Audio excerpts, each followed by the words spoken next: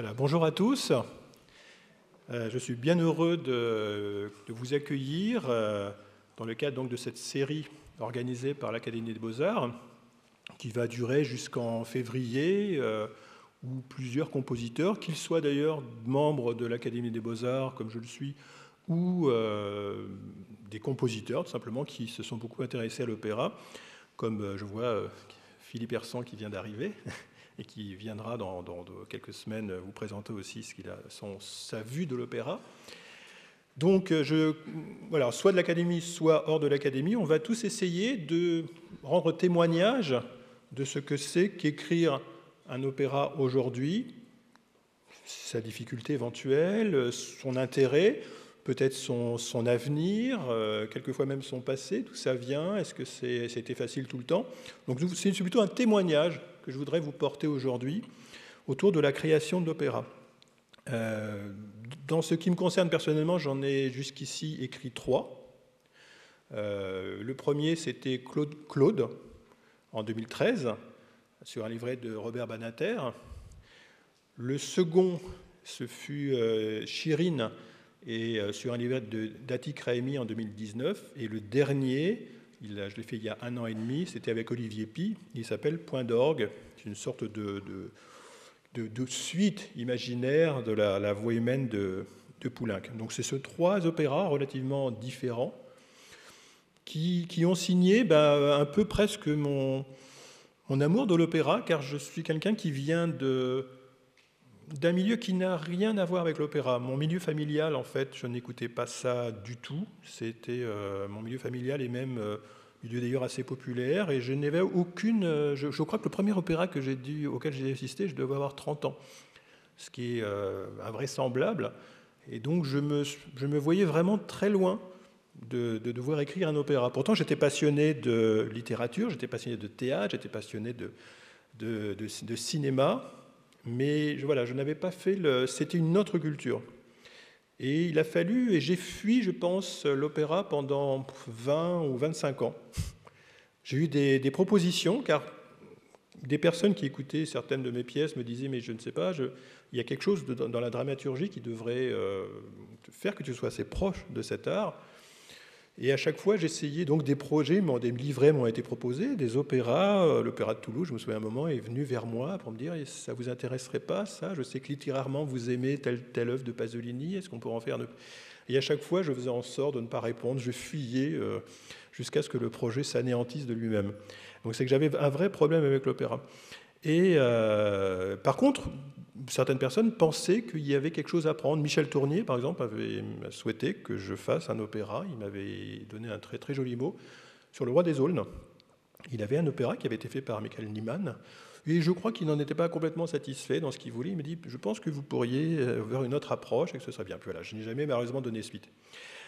Et en plus, alors ça c'est plus général et ça sort de moi, j'ai fait mes études dans les années donc 80, ça a été jusqu'au début des années 90 au conservatoire, et on sort quand même d'une époque où l'opéra, à cette époque-là, n'était pas la chose qui animait la création contemporaine, pour plein de raisons.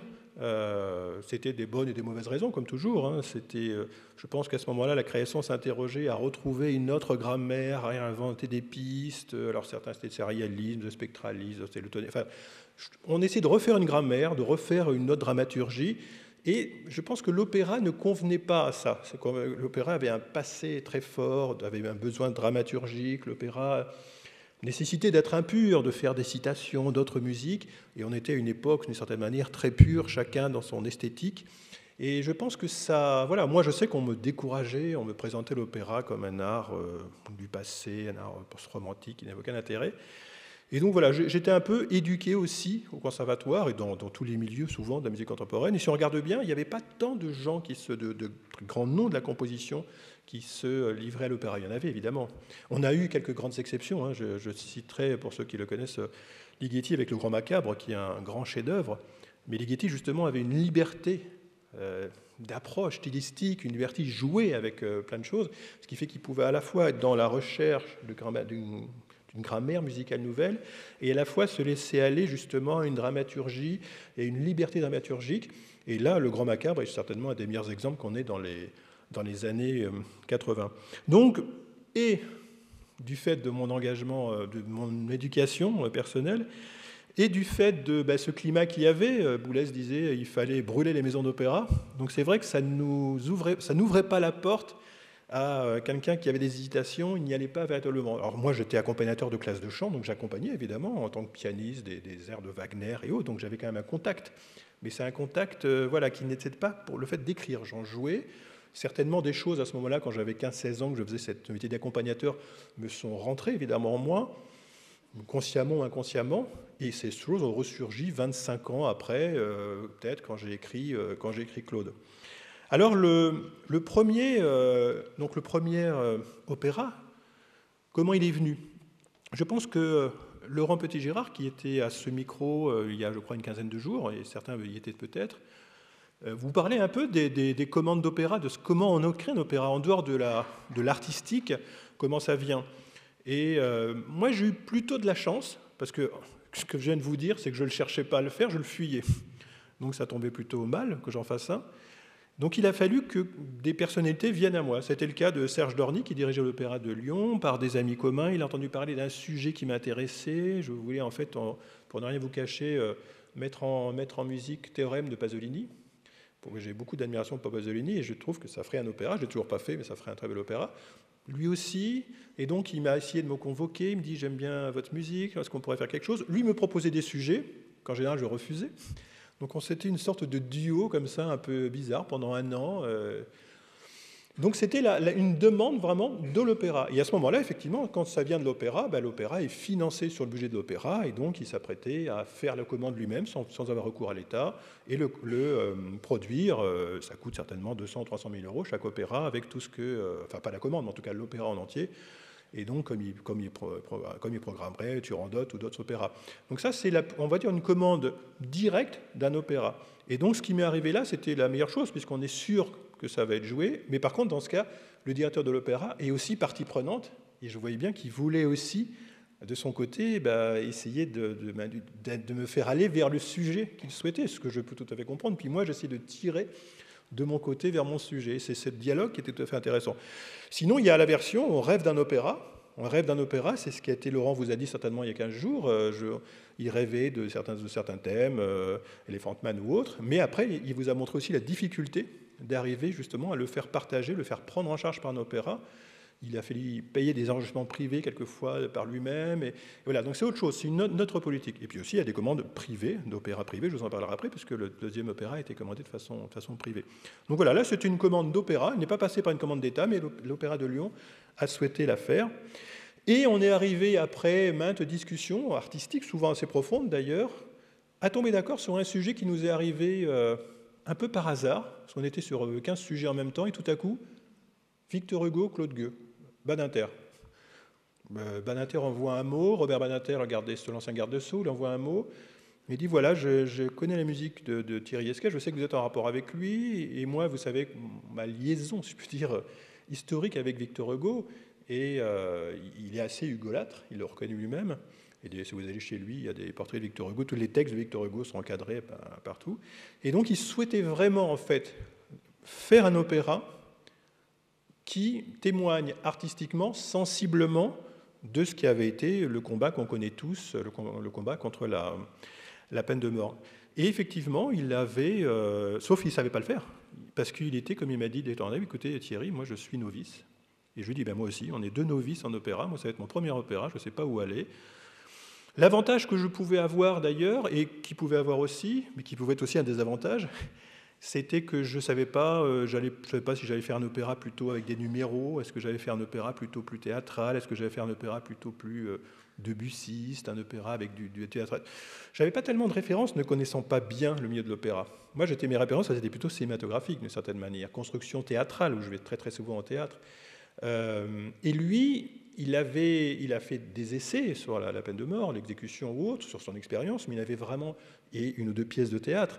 Mais c'est autre chose d'écrire une pièce de théâtre qu'un livret. Et donc, il ne savait pas. Et donc, on a travaillé, je pense, pendant 2 ans ensemble, souvent chez lui, rue Guillemère, et il a un piano, et puis on regardait le jardin du Sénat, et on faisait ensemble, on élaborait un livret. Ça m'a permis de comprendre comment on fait un livret, quel est le rythme des phrases. C'est pas du tout des théâtres, il faut pas souvent des phrases plus courtes, avec moins de compléments, parce que ces compléments, ces ponctuations, c'est la musique qui va les donner. Donc, mais ça, je l'ai découvert en le faisant, en fait. En faisant des phrases trop longues, on s'est aperçu que ça marchait pas.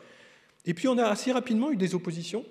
Lui voulait vraiment garder le texte de Claude Gueux de Victor Hugo, qui est assez sec. C'est un merveilleux texte contre la peine de mort, c'était pour l'éducation des peuples, mais c'est en même temps un texte pratiquement journalistique, un peu chirurgical. Il y a très très peu de dialogues, donc il fallait réinventer des dialogues.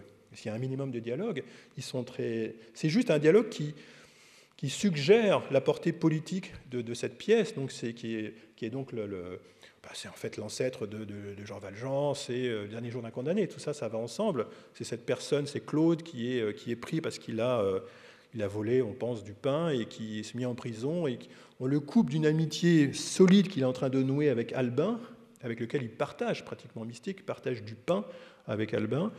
Et par jalousie, le directeur, d'une certaine manière, va faire en sorte de les séparer le plus possible. Et de cette séparation va naître une haine qui va monter jusqu'à l'exécution par Claude du directeur de la prison, et donc évidemment son exécution. Donc comment on en arrive au meurtre? Donc c'est une histoire qui avait une dramaturgie qui était parfaite, qui connaît très bien l'opéra, mais qu'il fallait mettre en forme, qu'il fallait mettre en style. Et donc moi j'avais besoin, et c'est souvent ça quand on est compositeur, j'avais besoin d'une poésie, quelquefois des mots, j'avais besoin d'aller chercher, je poussais Robert d'aller chercher dans Le dernier jour d'un condamné, par exemple, où là il décrit justement la solitude de quelqu'un de manière très poétique. J'allais chercher dans La légende des siècles, et même dans l'extrait qu'on va entendre tout à l'heure, vous allez voir, il y a quelques phrases de Claude Gueux, mais tout ce qui est un petit peu, on va dire, métaphorique, c'est pris dans d'autres poésies. C'est rarement complètement inventé, mais c'est vraiment mixé d'autres pièces de Victor Hugo. Donc moi, j'avais besoin, parce qu'un compositeur, lui, il va réagir à un adjectif, à une métaphore, un oxymore. Il va réagir à ça, le compositeur, pas seulement à une situation ou à quelques mots, même s'ils sont à une portée politique. Donc il a fallu qu'on s'est opposé quelquefois, parce que moi je voulais aller très loin dans la poésie. Quelquefois Robert me ramenait à la réalité. Et à la fin, je crois qu'il était content, parce qu'on avait trouvé, je pense, un équilibre entre ce côté justement un peu froid, direct, et ce côté à la fois dont j'avais besoin. Et donc ça a été un travail de pratiquement 2 ans. Et ces réflexions, j'avais écrit un texte d'ailleurs dessus, je voulais juste vous le faire partager. Ces réflexions qu'on a pu avoir avec Robert guidèrent la longue période préparatoire à l'écriture de Claude et nos nombreux échanges avec lui. Comment en effet donner une dimension universelle à ce fait divers relaté par Hugo, avec une froideur presque journalistique, pour mieux le jeter au visage des instances politiques de l'époque, Thiers et d'autres ministres? Comment donner au discours de cet homme injustement condamné et poussé au crime par l'acharnement obsessionnel d'un directeur de prison un aspect prophétique?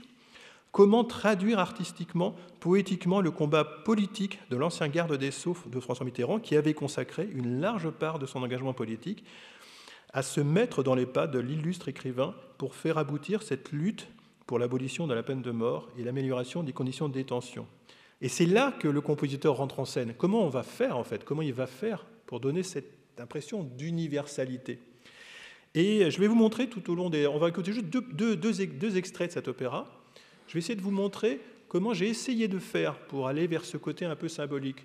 On va déjà écouter l'extrait numéro 1. Et dans cet extrait, vous allez voir, on a Albin, qui essaie de faire sortir Claude de cette espèce de dépression profonde, de l'enfermement, qui essaie de le pousser vers l'extérieur.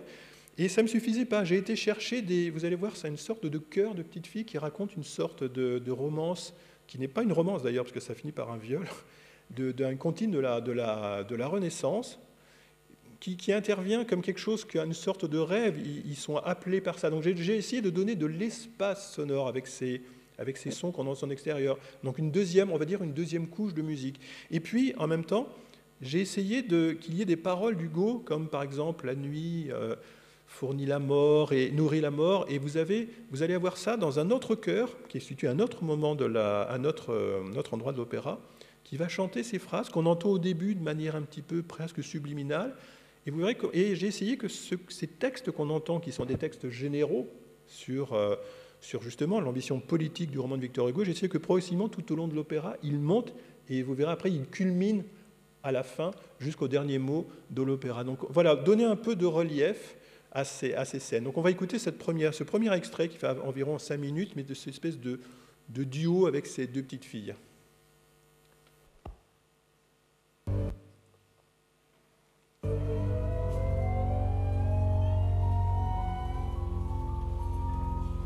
Je précise que la mise en scène est donc de Olivier Py.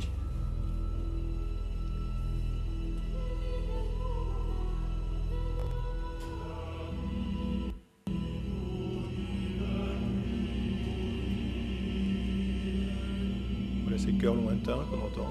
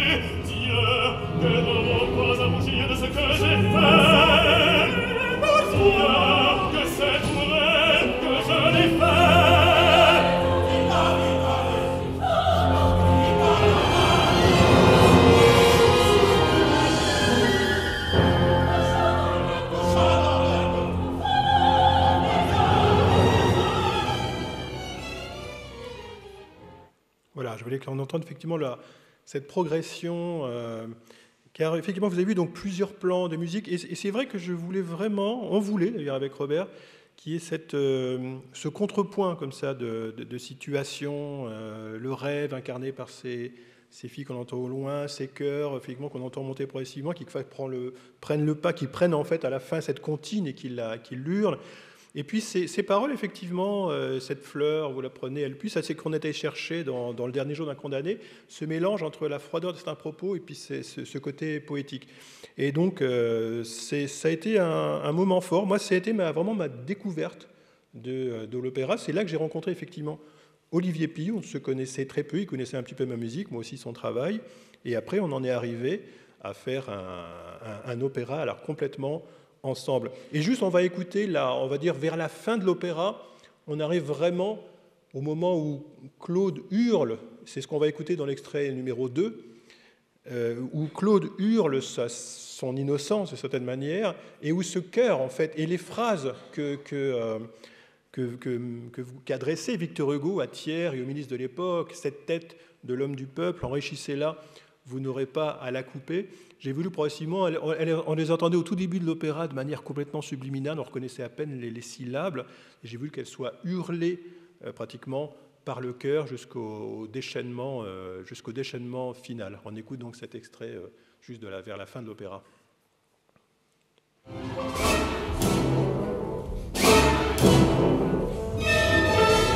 Une sorte de faux procès.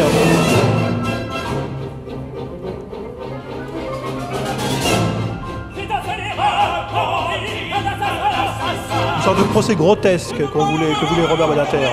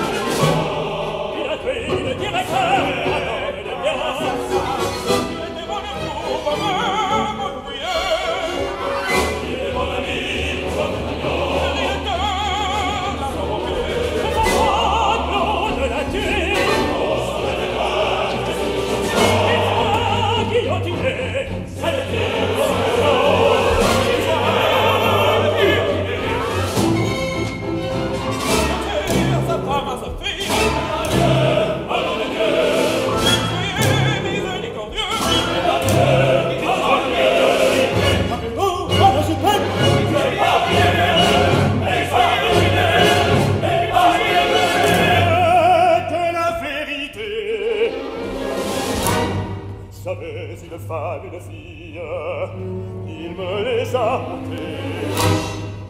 J'avais un ami qui me donnait son pain. Il m'a enlevé le pain et la vie. Je lui dis fou, il me dit tu. Je lui dis que je souffre, il me dit que je l'ennuie. Il me torture chaque jour un peu plus. Alors, je ne l'ai donc pas provoqué. La mort n'a pas voulu de moi une première fois. Eh bien, condamnez-moi mort parce que je vous le demande. Bien que je ne l'ai pas mérité, soyez-en remerciés.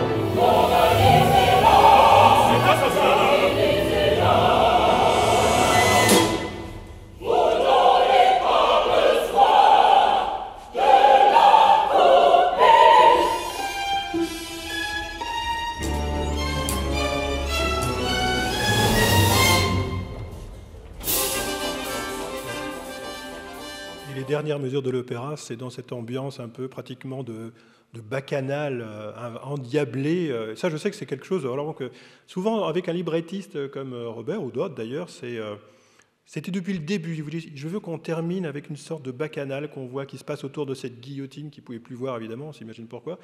Et il voulait comme une sorte de fête. Et ça s'est transformé progressivement. Et c'est là qu'intervient le trio entre le metteur en scène, d'ailleurs, et les deux auteurs et compositeurs. Robert Badinter voulait une bacchanale endiablée autour de cette guillotine. Il y avait du monde partout pour la scène finale. Moi, j'imaginais effectivement toutes ces musiques se superposant, le drame avec le côté... Et en fait, Olivier Puy en a tiré exactement l'inverse, mais qui marche très bien à la fin, on n'aura pas le temps de le voir là. C'est avec une seule petite fille qui est en tutu, qui effectivement danse autour de Claude Gueux, qui mange, qu'on ne voit même pas mourir d'ailleurs, qu'on voit blanc comme ça, et qui mange ce pain qui était le pain du partage, et c'est une magnifique idée.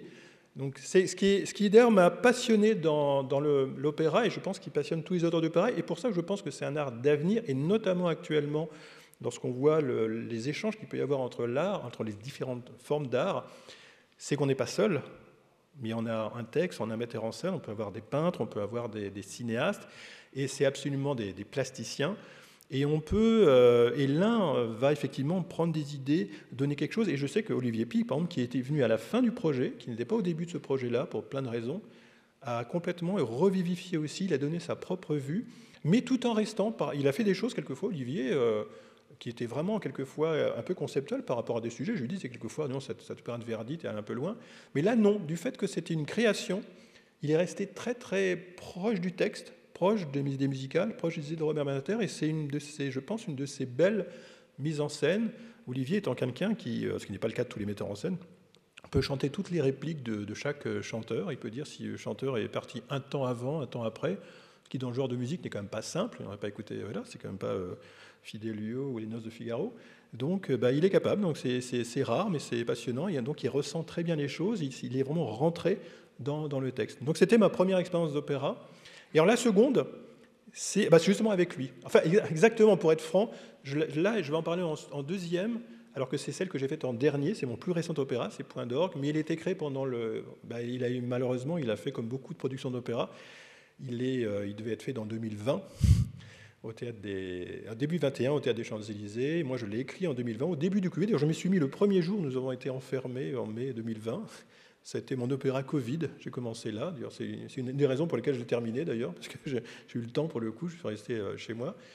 Et c'était un sujet épouvantable, d'ailleurs. Ça allait très mal avec le Covid, parce que c'est l'enfermement. Alors là, je sortais de l'enfermement, effectivement, l'enfermement en prison, et c'était Olivier Puy me proposait, donc c'était la suite fantasmée et très lointaine de La Voix humaine, donc une deuxième partie à La Voix humaine. Et donc, il prenait, vous savez, La Voix humaine, donc ce texte magnifique, que moi j'aime beaucoup. Olivier, curieusement, moins, mais moi je suis très, très fan de ce texte de Cocteau, ce monodrame de Cocteau, et cette femme qui est abandonnée au téléphone, et on ne voit qu'elle. Et Olivier Puy, on a imaginé avec Olivier Puy deux personnages. Son fameux mari, qu'on voit donc, qu'on ne voit pas dans la première partie, mais qu'on voit tout au long de ce deuxième acte, qui est donc Point d'orgue. On lui a mis un autre personnage plus jeune, qui est, alors on peut le voir comme un ami, un amant, je ne sais pas exactement, on ne le saura pas exactement d'ailleurs, en tout cas, qui a une certaine à la fois de l'amour et de la fois de la perversion, c'est ce jeu entre la perversion. Et puis l'héroïne de Cocteau qui revient à un moment et qui va se trouver confrontée entre ces deux personnages. Alors là, juste un mot sur, je parlais tout à l'heure des commandes et autres, là c'est une commande du Théâtre des Champs-Élysées, donc un théâtre privé, même s'il y a des fonds publics un peu dedans. Donc là, c'est important parce que discuter le sujet, c'est eux qui sont venus me voir, on veut ce sujet-là, est-ce que ça t'intéresse ou pas? Et donc, je n'ai pas eu le choix d'une certaine manière, sauf que j'avais la liberté de décider dans quelle direction on irait avec Olivier Puy, et c'est dire moi qui ai choisi Olivier Puy, je savais qu'il souhaitait faire ce sujet. On m'avait proposé d'autres auteurs, il avait évoqué, je ne sais pas, Virginie Despentes ou d'autres, il se trouve que j'ai lu pas mal d'auteurs, ou d'autrice, comme on dit, et je me suis dit, voilà, je me suis arrêté quand même sur Olivier, dont je savais effectivement qu'il pourrait donner une image assez actuelle, une sorte de trio, comme ça, qui est, vous allez le voir d'ailleurs dans l'exemple qu'on va regarder ensemble, qui est à la fois, qui prend chez Feydeau, pour ce côté un peu loufoque par moment, mais qui prend aussi donc, le côté donc burlesque par moment, cette espèce de couple à trois, mais qui prend aussi, qui va, vous connaissez certainement l'œuvre d'Olivier Puy et c'est sa relation au mysticisme, à la sensualité. Donc on est vraiment une sorte, on passe d'un texte, une sorte de texte qui fait penser à des textes de l'Apocalypse, on passe à des éruptions de pratiquement tragicomiques, on passe à du jazz, on passe à des réflexions politiques. Et donc là, je lui ai fait donc moi la commande et, de ce texte. Mais alors là, c'est tant avec Robert Badinter, nous avons conçu ensemble le texte. Là, Olivier, il s'est enfermé 3-4 jours. D'ailleurs, je me souviens, il m'a envoyé ça, c'est tout à fait Olivier Pi, il m'a envoyé ça, voilà, je t'envoie ça, on est le vendredi saint, je viens de me blesser en finissant d'écrire, alors c'était carrément, là, c'était le drame complet, il paraît que c'était blessé, alors je ne sais pas si c'est vrai, si c'est faux, mais c'est pas grave, ça fait partie de la chose. Il m'a envoyé ça, c'est pas à peine s'il n'y avait pas des taches de sang sur le livret, en me disant, tu recevras ça avec les cloches de Pâques, fais-en ce que tu veux. Et alors, c'est une autre façon de faire, c'est pas toujours très, très facile, parce que j'ai déjà un texte qui fait 28 pages, on m'a demandé un opéra qui ne dépassait pas 1 heure, Claude Gueux dure 1h30 et le texte devait faire 22 pages, donc je me suis dit, oh là là, ça va être serré. Et puis la langue d'Olivier Pi, que j'adore, mais alors voilà, ce sont des alexandrins sur 28 pages. Et donc c'est intéressant parce que l'avantage, c'est que connaissant ma musique, il m'a laissé libre. Donc j'ai pu couper, remettre dedans, refaire une histoire exactement, j'ai pris tout, j'ai gardé, j'ai pas enlevé j'ai enlevé des mots, mais en tout cas, je n'ai pas changé de mots, je ne suis pas intervenu avec Robert comme on a pu intervenir avec Victor Hugo, tous les deux. Là, j'ai fait confiance au texte d'Olivier Pi, mais je lui ai redonné une forme parce que la forme théâtrale n'est pas tout à fait la forme opératique. Elle se déroule, il faut moins de texte, il faut des phrases plus longues. Il faut imaginer aussi des duos. Vous avez vu tout à l'heure dans Claude, j'ai fait souvent des duos où ils parlent en même temps les deux. Mais ça, Robert Badinter ne l'avait pas prévu, c'est moi qui l'ai rajouté. C'est moi qui ai remis des phrases les unes dans les autres, ça fait partie de notre boulot, et j'ai énormément fait ce genre de choses dans tous les opéras. Là, Olivier, c'est là qu'on voit l'expérience, j'ai composé avec quelqu'un d'expérience, qui déjà dans le livret, il y avait déjà, on sentait un rythme opératique. Donc quand même les choses étaient assez simples avec lui. Ce qui est intéressant aussi, pour l'avenir de l'opéra, pour une raison plus générale, c'est que là on m'a ordonné d'une certaine manière l'effectif. C'était le même que Poulenc. Le directeur m'a dit, il y a aussi une réalité, c'est qu'il faut, pour qu'un opéra soit repris, voilà, si je demande 3 orchestres, des instruments électroniques dans tous les coins et des socialisés, c'est sûr que ce n'est pas facile. Donc il m'a dit, voilà, tu fais un opéra, mais tu prends exactement le même effectif que Poulenc. Il m'a dit quand même permis un instrument en plus ou en moins. Et j'ai pris le clavecin. Il faut savoir pourquoi, parce que j'avais une côté Poulenc, mais j'adore le concerto champêtre, et je voulais donner un côté aussi un peu baroque, et puis... Voilà, donc, mais c'est intéressant aussi à savoir parce que d'ailleurs l'opéra a été... Alors malheureusement il n'a pas été fait à Paris, il le sera fait visiblement, j'espère en tout cas dans 2 saisons, on va essayer de refaire la production à Paris. Elle était faite, mais elle a été faite à huis clos. La ministre de la Culture était là certes, mais elle n'a pas remplacé, j'aurais préféré un public, il y avait des 100 journalistes qui étaient là aussi, c'est très bien, ils l'ont commenté, mais j'aurais préféré un vrai public d'une certaine manière. Donc à Paris ça n'a pas été fait, donc on va essayer de le refaire, et on va certainement le refaire. Par contre, il a déjà tourné en province, il a déjà été fait à l'Opéra de Bordeaux, il a été fait à l'Opéra de Saint-Étienne, avec des petites structures, montées rapidement. Et je pense vraiment que, d'une certaine manière, c'est aussi l'avenir de l'opéra. Si j'élargis un peu le propos, moi, je rêve d'opéra qui puisse être fait comme ça, avec des toutes petites structures, de quelques musiciens. Pourquoi il n'y a pas besoin d'un grand orchestre? Parce que ce qui a fait fuir souvent les compositeurs des années 80 ou même 70, c'est le fait que là, on a un opéra qui a son orchestre figé dans la fosse, qui a sa scène, et on ne peut pas forcément faire évoluer ça. Alors on peut le faire, mais disons que certaines salles ne sont pas bien équipées pour l'électronique, ceux qui veulent mettre de l'électronique, ceux qui veulent parler différemment avec les instruments. Et donc c'est vrai que c'est bien aussi d'imaginer des formes plus petites, des formes qu'on puisse transposer, qu'on puisse jouer éventuellement sur une dalle d'une cité, pourquoi pas, qu'on puisse jouer dans une église. Une fois j'ai fait un projet à Angers, au Festival des Orgues d'Angers, et donc il n'a rien à voir avec l'opéra. On a réussi à faire une sorte d'opéra-ballet, avec de l'orgue et des chœurs. On a pris le texte de Beckett, le meurtre dans la cathédrale, et on a organisé le meurtre dans la cathédrale. L'évêque était d'accord, je ne sais plus s'il le sera aujourd'hui, mais en tout cas l'évêque de l'époque était d'accord, ça peut toujours être simple, mais avec des danseurs et tout, mais on a réussi à mettre une scène, et on a fait un opéra de 2 heures. Donc comme quoi on peut exporter l'opéra, et je pense que plus on exportera ces formes, plus on renouvellera aussi le public de l'opéra. Et moi, j'aimerais bien que pour mes prochains opéras, justement, arriver à ce style de forme d'opéra, peut-être de chambre, ça se fait déjà, mais je pense que ça peut aller encore plus loin de ce côté-là, et éventuellement on pourra en discuter après, une fois que j'aurai fini cet entretien. En tout cas, voilà, ça m'a intéressé d'avoir un effectif que je ne pouvais pas bouger et qui est visiblement, il y a déjà des projets de reprise en étant avec la voix humaine. Donc là, ça avait à voir, et pas avec Claude, puisqu'il y avait toujours ce sujet de l'enfermement. Mais ce qui était passionnant, c'est qu'il fallait... tout est écrit en alexandrin, donc fait que je trouve des rythmes de phrases pour renouveler l'alexandrin musicalement. Et ça, je crois qu'Olivier était assez content de ce qu'on avait pu faire comme travail là-dessus, que ce ne soit pas un même rythme qui se répétait, mais vraiment coupé différemment jusqu'à ce que ce soit vraiment perceptible, qu'il y ait une sorte de rap, d'une certaine manière, avec ces alexandrins. Alors là, on était... donc là, Olivier l'a évidemment aussi mis en scène, parce que c'était son œuvre totale. Donc là, comme je disais, j'ai réduit, mais par contre, j'ai réduit l'opéra à ce qui m'était proposé. Mais par contre, vous allez voir dans l'extrait qu'on va voir, c'est que j'ai essayé de tenir... Quand Olivier m'a donné son texte, il m'a dit, écoute, c'est mon coming out. J'ai dit, mais Olivier, voilà, on sait qui tu es depuis longtemps, il n'y a rien de nouveau, là, tu vas pas répondre, je veux dire, c'est bien, mais... Non, c'est mon coming out de bipolaire. Et là, c'est de nouveauté, ça.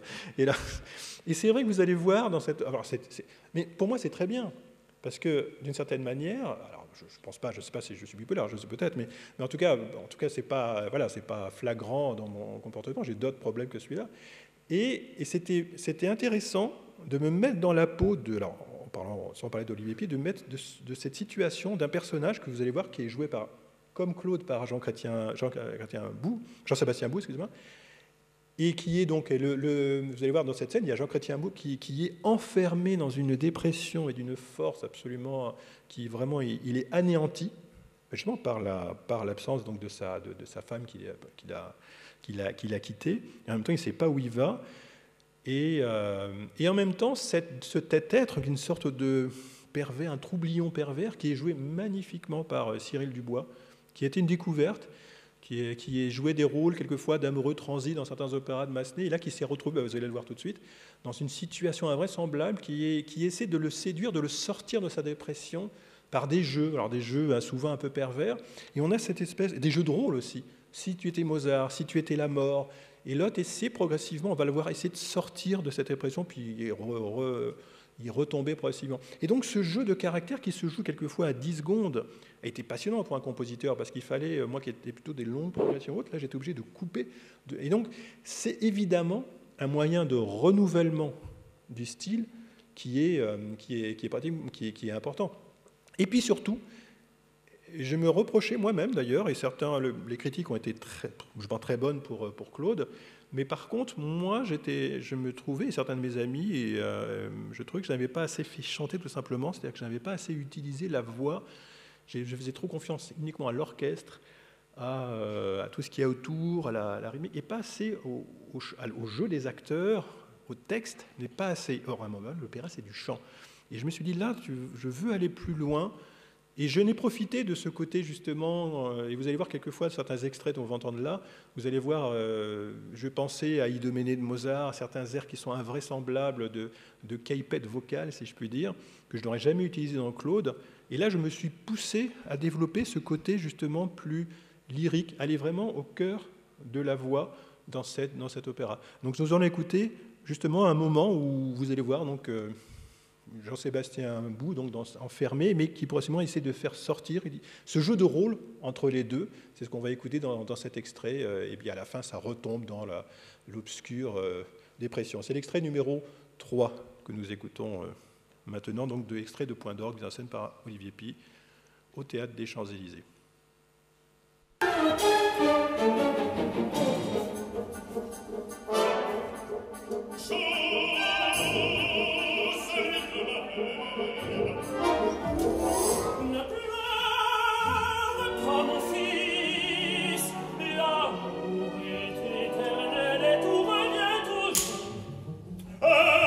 C'est tout à fait clair, et ces paroles creuses. Tu peux jouer, mon père.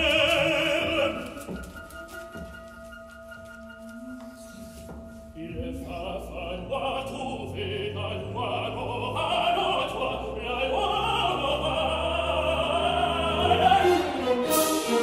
Oh, la belle sentence. Vraiment très pas belle. Veux-tu jouer ma fiancée? Vas-y, joue-la pour moi.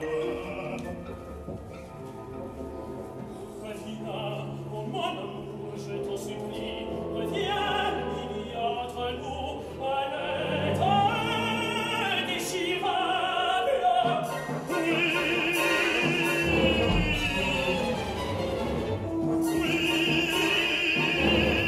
c'est ça qu'on dit quand l'amour est fini. Tu vas, je peux jouer tout ce que tu voudras, et pour toi remplacer l'humanité entière. Et te dirai, Rosa, s'il était avec nous.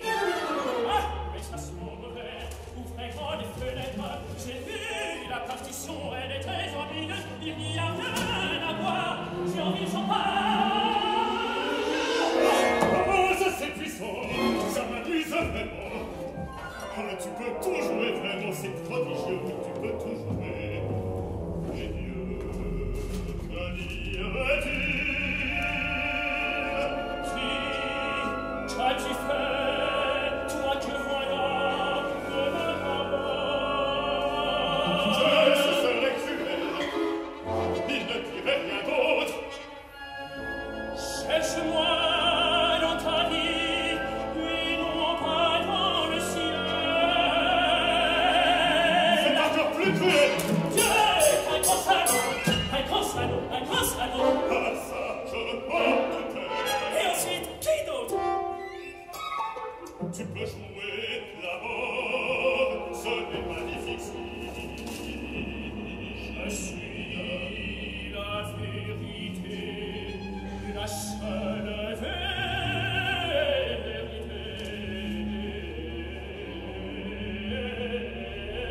Tu ne pourras pourtant jamais me rencontrer. Je veux te faire sans jamais connaître. Adore-moi dans un éclat de rire. Je ne suis pas ma reine, mais j'aime la musique.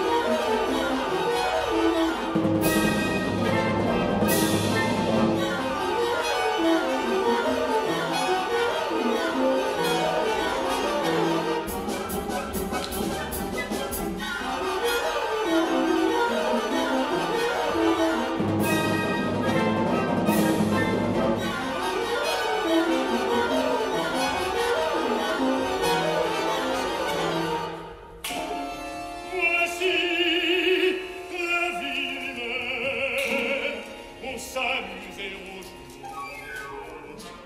Et puis la mort est là, et le jeu est fini. Et tout est vanité, et tout est sommeil. Voilà, vous avez vu donc ces personnages pris dans cette espèce de machine à laver invraisemblable. D'ailleurs, d'où la difficulté pour les chanteurs. Alors ça, c'est quelque chose aussi qu'on a tous découvert, compositeurs, c'est qu'on écrit un rôle qui, solfégiquement, évidemment, n'est pas facile. Ils découvrent ça aux premières lectures piano. Bon, là, j'avais affaire à trois, parce qu'on ne voit pas Patricia Petitbon là, mais elle intervient un peu plus tard dans l'opéra, on ne la verrait pas là. Et donc, les trois sont broyés dans cette machine où on a le plafond au sol et tout. Et en fait, il faut réussir à obéir au geste du chef, à compter les temps, avec tout ça. Et vous avez vu comment il est... J'ai dire que j'ai eu affaire à déjà Jean-Sébastien Bou, qui lui-même s'était d'ailleurs blessé dans Claude, parce qu'il franchissait, vous savez, ce décor que vous avez vu tout à l'heure à plusieurs étages. Alors lui, c'est une sorte de Belmondo chanteur, je dois dire. Il n'était pas doublé pour les cascades. Et on le voyait de temps en temps arriver avec voilà, avec quelque chose parce qu'il s'était blessé. Et là, je crois, je me souviens, il s'était un peu blessé aussi, parce que là, évidemment, il est balancé quelquefois de l'autre côté et puis hop, il doit commencer là sur le temps, sur un demi-temps tout à coup, avec un ré bémol aigu. Et donc voilà, j'avoue que j'étais admiratif de la force de ces chanteurs. Et c'est aussi ça, la découverte en opéra. On est aidé là aussi, j'ai parlé tout à l'heure de la mise en scène, mais les chanteurs, ce que peut donner des chanteurs de cette qualité-là est invraisemblable. Ça dépasse souvent, mais ça dépassait ce que j'avais moi-même imaginé, que ce soit aussi dans Cyril Dubois, on avait du mal avec même Olivier Py de le retenir dans ses interprétations folles. La musique apparemment les portait, et il voulait aller encore plus loin que j'avais moi-même imaginé dans l'interprétation. Et ça, je dois dire, et comme je disais, le levier, en fin de compte, sur lequel s'appuiera toujours l'opéra, c'est la voix. Platon, il nous disait dans la République déjà que les 3 éléments constitutifs de la musique étaient l'harmonie, le rythme et les paroles qui lui donnent toute son expression. Donc je veux dire, ça fait partie vraiment, l'opéra est inclus, et je pense que l'opéra aura une vie lointaine, parce que, j'en dirai un mot pour le dernier extrême dans un instant, l'opéra, on peut l'adapter à plein de choses, c'est pas une forme figée, on peut l'adapter à d'autres arts, sans aucun problème. Donc l'opéra, on peut le revivifier de plein de manières différentes. C'est à nous de nous emparer de cet héritage, de continuer à le faire vivre en l'adaptant à une langue plus contemporaine, en l'enrichissant d'autres traditions et techniques vocales venues d'horizons les plus divers. Certains, par exemple, préféreront renforcer la puissance d'un texte par une scansion rythmée, entre déclamation antique et rap, reléguant plutôt la vocalité à proprement parler dans les parties de chœur. J'ai vu un opéra contemporain récemment comme ça, où le texte était haché, dit, mais ça avait une certaine force aussi. Et le texte n'est pas vraiment chanté, le texte du livret. Par contre, autour, un chœur disait effectivement, je crois que c'est un opéra de Philippe Manoury, et c'était aussi une façon d'aborder l'opéra, qui moi me parle en tout cas, et peut-être j'utiliserai aussi. D'autres prolongeront, coloreront ou démultiplieront la voix par diverses possibilités offertes par le traitement électronique du son. Mais là encore, si notre époque nous offre les moyens de revivifier l'écriture vocale, nous l'oublions pas, comme le rappelle Wagner lui-même, que le plus bel instrument, le plus vrai, le seul à l'origine à laquelle notre musique doit son existence, c'est la voix humaine. Voilà, ça tombe bien, puisque c'était l'opéra qui précédait le mien. Donc voilà, je reprends vraiment ces propos wagnériens. Et alors le dernier extrait, le dernier travail, qui est donc le second que j'ai fait, je l'ai fait pour le coup il y a 4 ans, donc je l'ai fait avant Point d'orgue, mais il a été donc créé récemment à l'Opéra de Lyon. C'est Chirine. Et là, dès que j'ai fini Claude, il se trouve que l'Opéra de Lyon a bien entendu tout de suite refusé les projets que je voulais lui proposer. Donc c'était vite fait. Et tout de suite, j'ai pas eu assez de force de caractère pour lui vendre notamment le projet dont je vous parlais tout à l'heure de Pasolini, ou un projet sur Coltès d'ailleurs que je risque de faire prochainement, ou d'autres sujets d'ailleurs que j'aimerais aussi un peu plus moins noirs.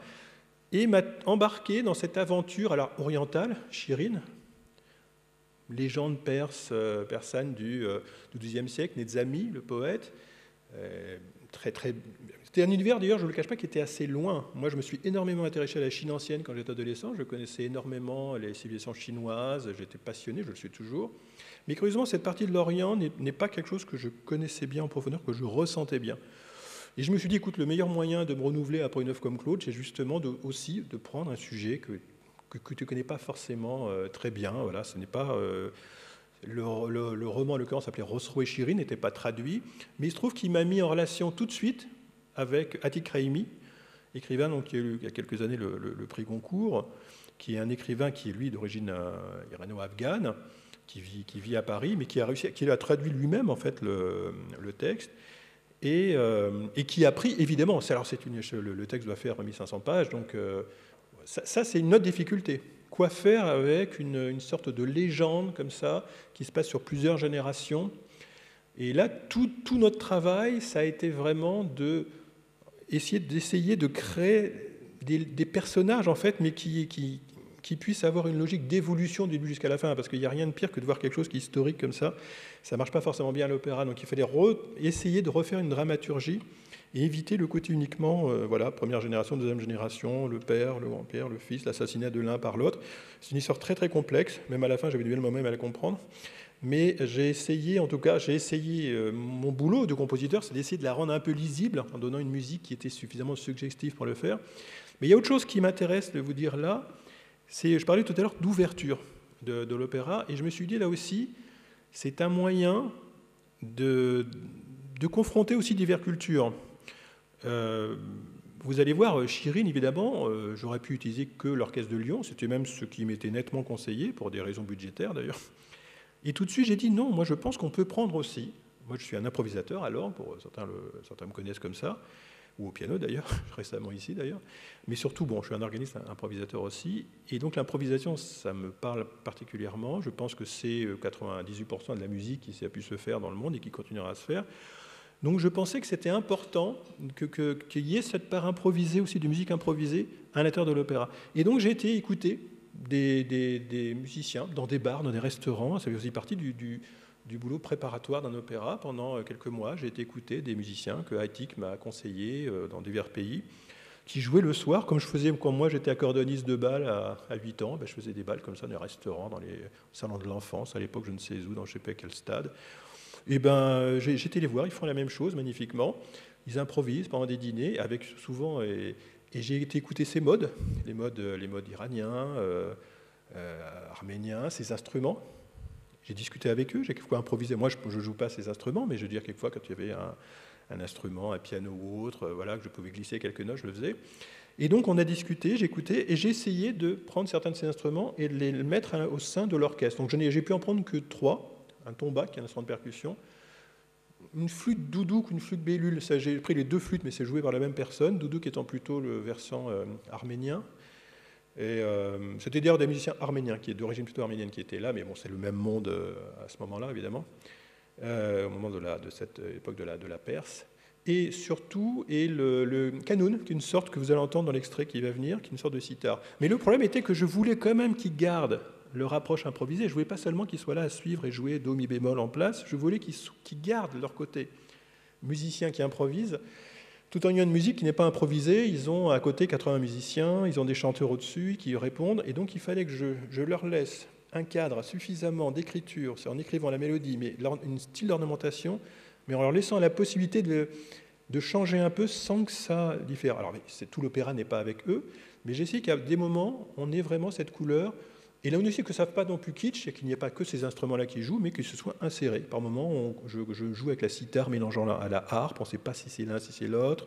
Le doudou est repris par le cor anglais en quart de ton, et donc des mixtures comme ça. J'essaie de créer des mixtures d'orchestre avec ces instruments. Et d'ailleurs, on peut écouter juste là l'extrait, un court extrait numéro 4. Vous allez voir justement ce kanoun qui intervient, c'est encore pendant le générique d'ailleurs dans la version télévisée. Vous allez voir le tombak, le rythme, la mélodie, et puis autour, vous allez voir tout un univers prenant en relais ces instruments. C'est l'extrait numéro 4 de Chirine.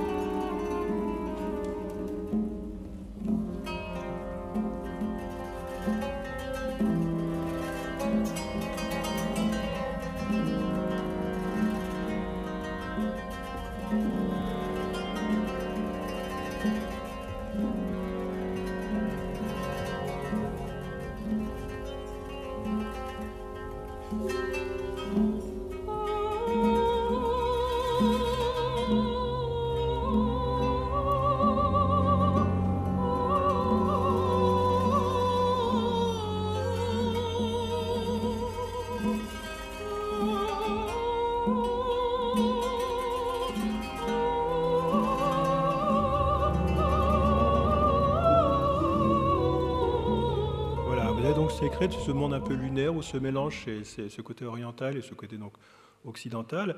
Et ce que je vous disais tout à l'heure, ce qui est, je pense vraiment que l'opéra a de toute façon un avenir, c'est qu'on peut l'adapter à tous les modes d'expression contemporain. Là, j'ai voulu à d'autres moments qu'il y ait un ballet, comme ça se faisait à l'époque baroque, il y a un ballet qui intervient, qui est à l'histoire. Vous allez voir à la fin, au dernier extrait qu'on va voir maintenant, que j'ai ma passion pour le cinéma, moi qui suis passionné donc, par Pasolini, par Visconti, par Scorsese et par plein de cinéastes, y compris contemporains. Et à un moment, oui, j'ai voulu qu'une partie de l'histoire soit en contrepoint et se finisse sur l'écran, mais vous avez qu'il y a un contrepoint entre ce qui se passe à l'écran et ce qui se passe sur scène. Ce n'est pas juste un écran qui est mis là pour décorer. Je pense que le metteur en scène, qui est Richard Brunel, donc l'actuel directeur de l'Opéra de Lyon, avait saisi ça dans toutes nos conversations, parce que lui, il a été présent depuis le début du projet. Il a tout suivi, je lui ai tout joué au piano, parce qu'il faut savoir aussi qu'un metteur en scène qui ne connaît pas la musique, et ça, on ne lui demande pas forcément de connaître la musique, hein, eh ben, il découvre une partition et ça ne lui dit rien, donc on lui parle. Donc il y a un moment, il faut que lui, pour mettre en place le temps, pour dire combien de temps j'ai ici pour faire ce que mes acteurs, ben, à un moment, il faut lui dire un peu. Donc bon, moi, je lui ai joué. À un moment, je me suis pris, j'ai joué, j'ai chanté. Alors, je ne vous dis pas comment c'était catastrophique. Je chantais, je hurlais, je n'avais aucun intérêt. Heureusement que c'était enregistré, mais heureusement, il ne le diffusera jamais. Et donc, je lui ai supplié de ne jamais le diffuser. Mais tout simplement, je jouais tout ce que je pouvais. C'est-à-dire, je ferais une réduction d'orchestre, de chœur. Il était très content, il me dit ça m'a donné, en fait, toutes les idées que j'ai pu avoir, je les ai eues de cette séance-là. Parce qu'il fallait que ce soit fait avant que commence l'orchestre. Quand un orchestre arrive à l'opéra, c'est déjà trop tard. L'orchestre, il arrive souvent 2 semaines avant le début de la représentation de l'opéra. Mais la mise en scène, avec les acteurs, tout le travail, il est fait depuis 3 mois avant. Donc, quand le metteur en scène, il va découvrir avec un pianiste qui va quelquefois essayer, mais qui n'irait. C'est difficile de jouer les parties de la réduction d'opéra, c'est souvent parties. Déjà, pareil pour la musique romantique aussi. Pour Wagner, c'est pas simple non plus. Mais en plus, pour cette musique qui est plus nouvelle, c'est aussi difficile. Et donc, c'est ça qui me paraissait important. Et donc, j'avais écrit là aussi, on finira par là avant d'écouter un dernier extrait. Pour moi, il n'y a guère à s'inquiéter de l'avenir de l'opéra en fonction des esthétiques ou des époques. Il suffit de privilégier telle ou telle facette de cet art protéiforme pour qu'il reste en adéquation avec son temps. De même qu'à l'aube du XXe siècle, une plus grande théâtralité, on l'a vu avec Wozzeck ou d'autres, une plus grande théâtralité investit le champ opératique et donne naissance à des œuvres maîtresses comme Péléas et Mélisande de Debussy ou Wozzeck de Berg. Et de même que la mise en scène, parce que l'opéra n'était pas vraiment mise en scène au XVIIIe, la mise en scène s'est imposée peu à peu comme un acte créateur dans les décennies suivantes. Bien d'autres métamorphoses se profileront et dissiperont peu à peu les nuages qui assombrissaient il y a encore peu l'avenir de l'opéra. On sait que c'est la puissance excessive, expressive, mais aussi la construction formelle de films comme Les Damnés ou Mort à Venise de Visconti, par exemple, ou encore Métropolis de Fritz Lang, sur lequel j'ai beaucoup improvisé en tant qu'organiste, doivent quelque chose au drame lyrique. Ce sont des opéras filmiques. Quand je les fais, j'ai l'impression d'accompagner un opéra. Quand j'accompagne Métropolis pendant 3 heures, je suis pris moi-même comme musicien d'opéra, je fais un orchestre. Les procédés de montage, d'éclairage, de décor peuvent aussi irriguer la mise en scène d'opéra. Donc je pense qu'il y a vraiment un aller-retour qui peut se faire entre cinéma et opéra, et avec d'autres arts aussi. Et c'est pour ça que je pense que c'est alors au compositeur, allié au dramaturge, d'imaginer des formes hybrides, mêlant drame, chanté ou dansé, théâtre, performance, qui ne seront que des déclinaisons possibles de l'opéra au service d'auteurs ou de sujets actuels, ce que j'écrivais il y a quelques années pour un livre qui s'était fait sur Actes Sud. Et j'avoue que voilà, j'essaie un tout petit peu de commencer à le faire dans Chirine, et on va se quitter avec ce dernier extrait qui est aux alentours de la fin de Chirine, où vous allez voir progressivement où ça fuse. On est où les personnages, je vous raconte pas l'histoire, c'est trop compliqué, mais vous allez voir plutôt le procédé scénique, la manière dont s'intègre à un moment le cinéma et le côté un peu cinématographique que ça peut avoir. Donc c'est le dernier extrait. Oui, je suis un serpent. Oui, je suis un serpent. Je veux un enfant à moi.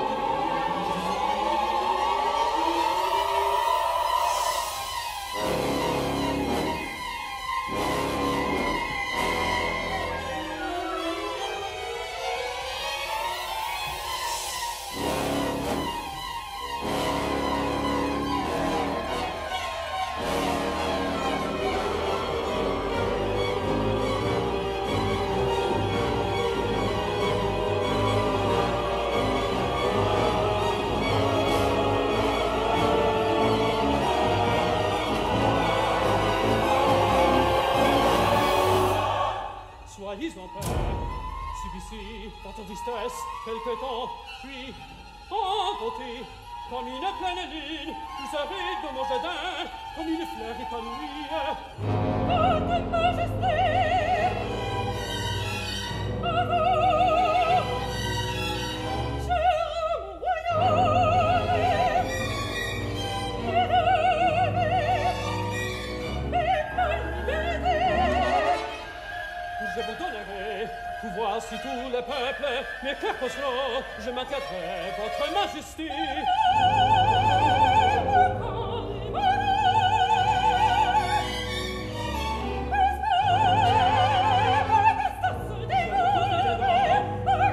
Je vous conduirai la clé de mon royaume et de ses trésors. Que le sol fatal me permettra de faire au roi des rois mes derniers adieux, mes derniers adieux.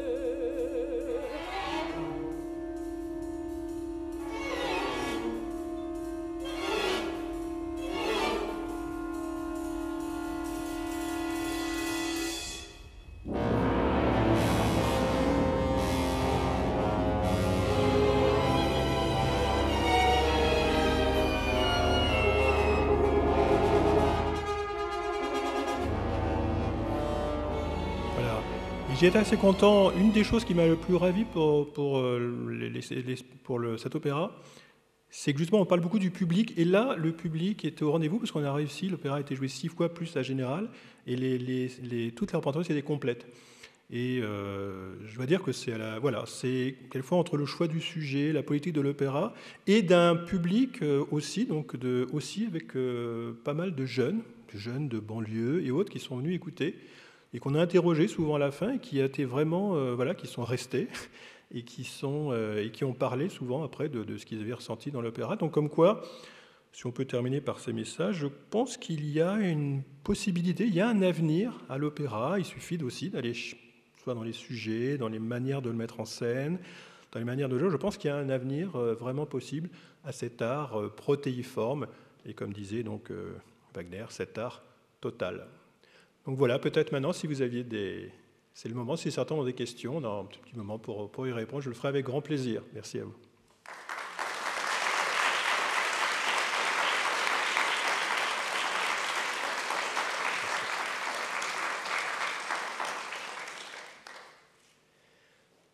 Alors, c'est à vous de parler. On a réservé un petit peu de temps, je crois, justement à ce moment-là, avant une autre conférence. Si quelqu'un veut reprendre un propos, ou n'hésitez pas, c'est le moment ou jamais. Ah, je dois passer le micro, c'est ça, hein? Non, c'est bon. Ah, vous l'avez, excusez-moi. Oui, ce que vous nous avez montré est très intéressant parce qu'on voit effectivement que tous les arts se mêlent dans un opéra. Et c'est ce qu'on voit actuellement. Et les questions que je me pose, moi, en ayant vu récemment un ballet de Alan Oyen à l'Opéra Garnier, en fait, il était presque... il y avait du théâtre, il y a de la musique, et je me disais, mais c'est presque la limite d'un opéra. C'était pas tout à fait... Enfin, pour moi, c'était pas tout à fait réussi, mais il y avait... Tout y était, si vous voulez.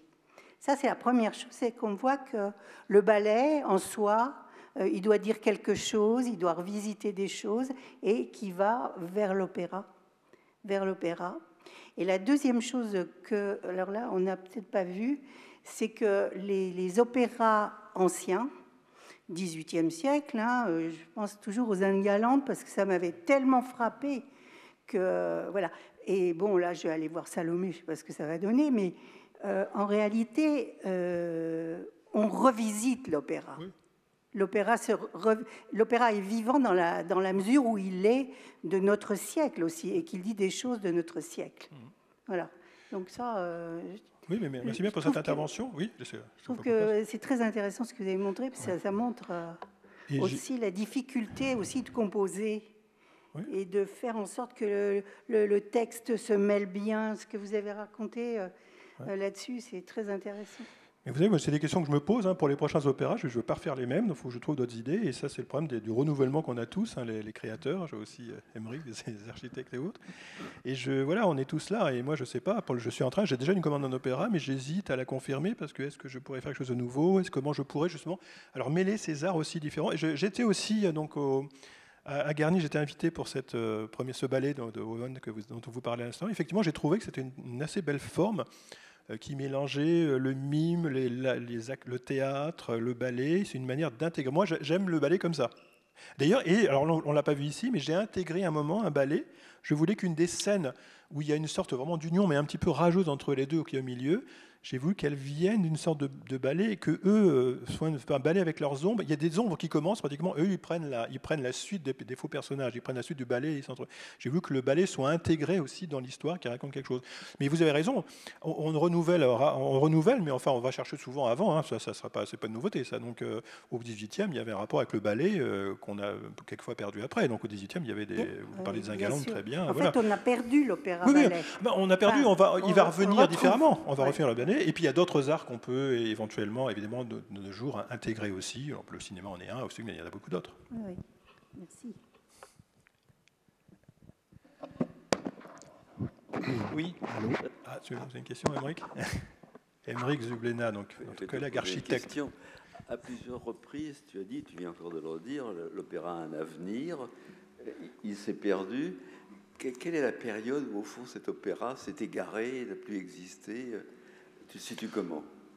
L'opéra, en fait, je pense, il ne s'est pas vraiment égaré. Je veux dire, il a quelquefois perdu du public en route, mais bon, en général, globalement, c'est ce que je disais au tout début. Je pense que les années, effectivement, on va dire, la deuxième partie du XXe siècle n'a pas été forcément la plus grande époque de l'opéra, parce que les compositeurs étaient préoccupés par d'autres choses, et ça ne correspondait pas à certains grands auteurs. Certains, on l'ont fait, Britten, évidemment, on trouvera toujours Jacquevet ou Britten, et Britten, si on n'avait pas Britten, pour l'opéra contemporain, c'était quelque chose. Mais c'était un certain esthétique de musique, et c'est vrai que la musique contemporaine n'a plus eu de mal à ce moment-là à s'orienter vers de nouvelles formes d'opéra, et on a laissé un peu ça. Et moi, je sais qu'on m'en parlait, comme j'ai dit au début, comme d'un art complètement bourgeois, et donc, mais je revois aussi que énormément de compositeurs maintenant, depuis quelques années, s'y remettent. Là, cette date, on va dire peut-être de 10 ans, à l'aube du XXIe siècle. On va avoir des exemples avec les gens qui vont succéder ici, dont Philippe Hersan qui est ici, et d'autres de mes collègues, que ce soit Régis Campo, que ce soit Edith Canacisi et d'autres.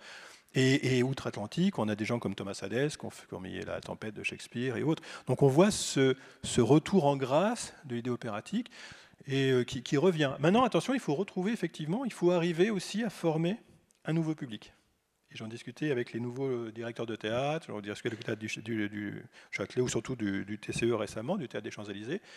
Et ils voient bien aussi qu'il faut aussi créer une convergence, ce que Lyon a réussi. Donc c'est à la fois la musique, là, mais aussi la politique. Curieusement, la politique d'aller chercher le public, de raconter certains types d'histoires. Et c'est là aussi les sujets vont être importants. Moi, je ne cache pas que je cherche des sujets, pas pour faire moderne, parce que ça, je suis assez connu pour pas trop chercher ce côté-là. Je ne suis pas réputé pour être un avant-gardiste convaincu. Mais par contre, j'ai vraiment besoin de trouver des sujets progressivement. C'est pour ça que j'hésite sur les prochains opéras.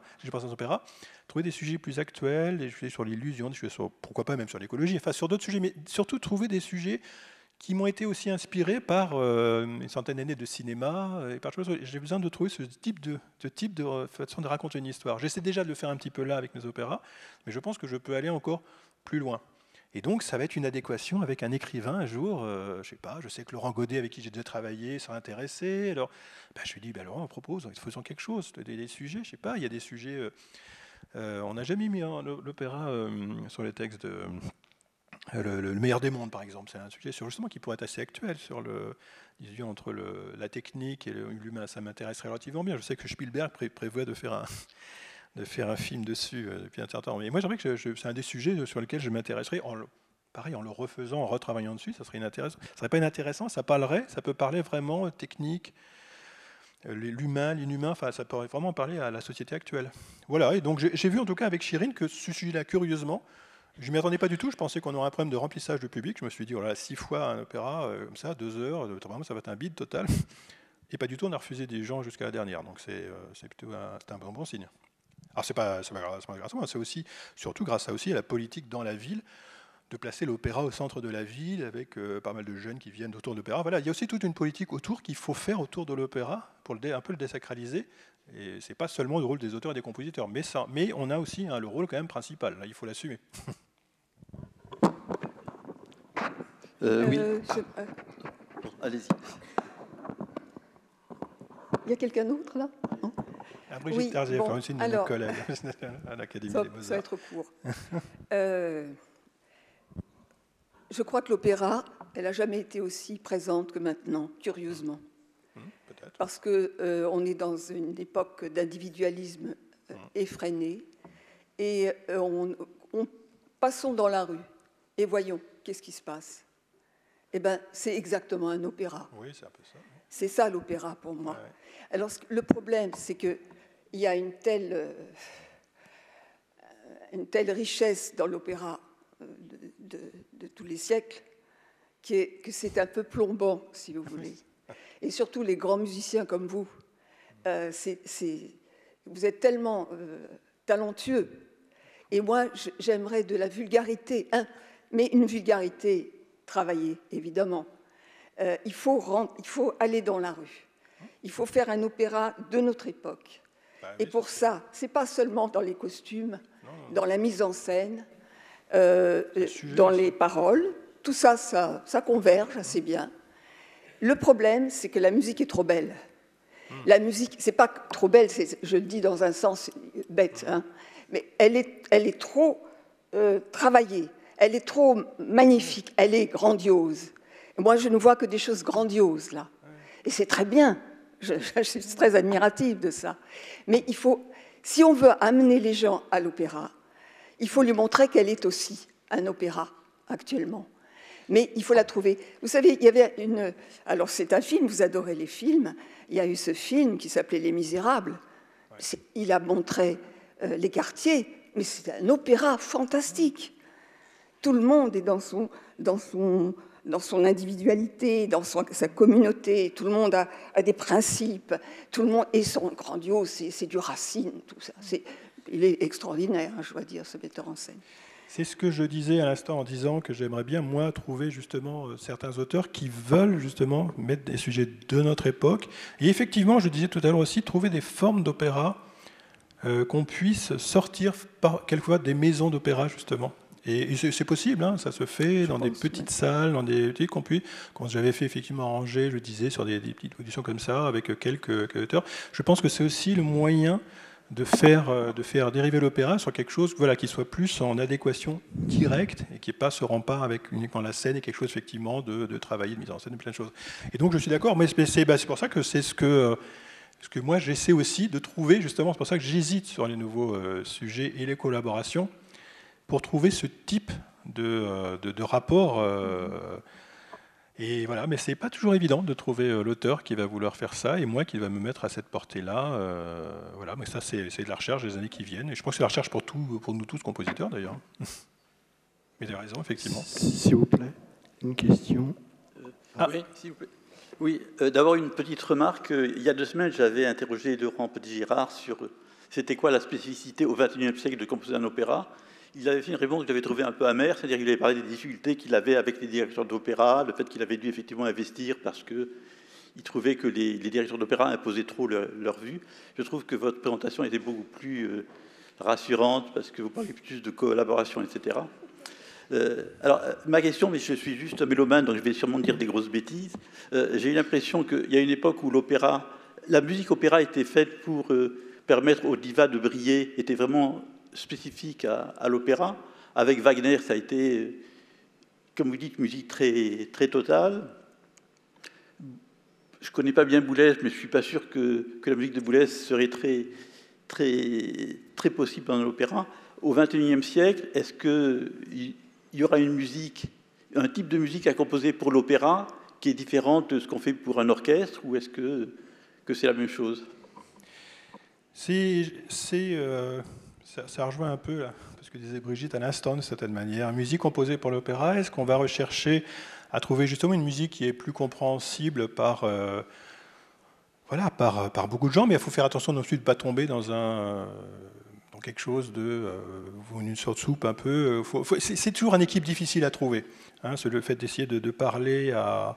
Enfin là pour Rochier notamment, dans les jeunes des cités, on les vraiment interrogés. J'avais à côté, moi, ils ne me connaissaient pas, donc on discutait après, ils ne savaient pas qui j'étais. Et effectivement, ils étaient quand même sensibles à une diction aussi. Donc il y a aussi, parce que c'était souvent du parler assez rythmé et autres, ça leur correspondait mieux. Par exemple, ils m'expliquaient qu'ils avaient été voir une production, et quelque temps, ils les avaient amenés voir une production d'un opéra romantique, et ça a été beaucoup plus difficile pour eux que d'écouter cette pièce-là, curieusement, parce que la façon de mettre les mots en scène, peut-être parce que voilà, moi je suis plus récent, que je suis pas du 19e siècle encore, complètement, donc, et je correspond plus, et donc je correspondais plus à leur diction, à leur rythme, parce que là-dedans, on l'a entendu là, mais par exemple dans Point d'orgue, commence par une chanson. Parce qu'il entend une chanson, et donc j'ai fait une sorte de chanson qui arrive. Alors la chanson, on pourrait la chantonner. D'ailleurs, j'avais du mal à demander je me souviens très bien, je finirai là-dessus, parce que je crois qu'il faut qu'on rende la salle. Et je commençais par une chanson, et j'avais du mal à demander à Jean-Sébastien Bou de chanter, mais chante comme une chanson. Je veux vraiment... Moi, il se trouve que je suis un auteur de chansons, parce que quand je jouais, comme j'ai dit, je viens de la variété. Donc je ne suis venu qu'à la musique classique. Donc moi, je passe au piano, Et pour moi, on peut aller vraiment de la chanson à l'opéra, à une diction de musique traditionnelle, comme il y en a un peu dans Chirine, où il y a des moments, des monologues de musique traditionnelle, à une diction beaucoup plus Sprechgesang ou autre. Ça sera toujours un mélange de tout ça, hein, l'opéra. Donc je pense qu'il faut trouver une sorte d'adéquation entre tout ça, une sorte de dose, et puis une sorte de dose de chacun. Il faut que ça... Après, c'est le sujet qui va mettre tout ça en œuvre, mais il faut trouver... Il y a plein de façons de chanter, qui nous sont même dictées par les musiques, et je l'ai vu dans Chirine, par les musiques extra-européennes, les musiques populaires. Moi, j'écoute, j'ai joué quand j'étais dans des groupes, je faisais le synthé dans du rock, donc voilà, dans du disco. Donc quand j'improvise à l'orgue, quelquefois, on est à la limite avec Piazzolla, on est à la limite du tango. Donc je veux dire, voilà. Après, je ne veux pas non plus faire une musique de ce style-là pour plaire à l'ensemble. Donc j'essaie d'intégrer tout ça à une pensée, à quelque chose qui va quelque part. Donc tout ça pour vous dire qu'il y aura... C'est impur, l'opéra. Et on peut mixer plein de choses en même temps. Il faut jouir de cette impureté. Et de cette impureté, on va vers plein de racines différentes. En mettant tout ça ensemble, on peut justement, si on écoute ce qui se passe à l'époque, les rythmes de l'époque, les chansons de l'époque, les façons de penser de l'époque, les façons de réagir, la violence ou au contraire autre chose, on finira par créer un art qui sera à la fois contemporain, mais cet art total de l'opéra, je pense, permet cette sorte de fusion d'éléments hétérogènes. Voilà, en tout cas, c'est ce que je peux vous dire pour conclure. Et je crois malheureusement qu'il faut rendre, on me fait signe que c'est fini. Donc voilà, j'espère qu'on a été clair. Merci à vous.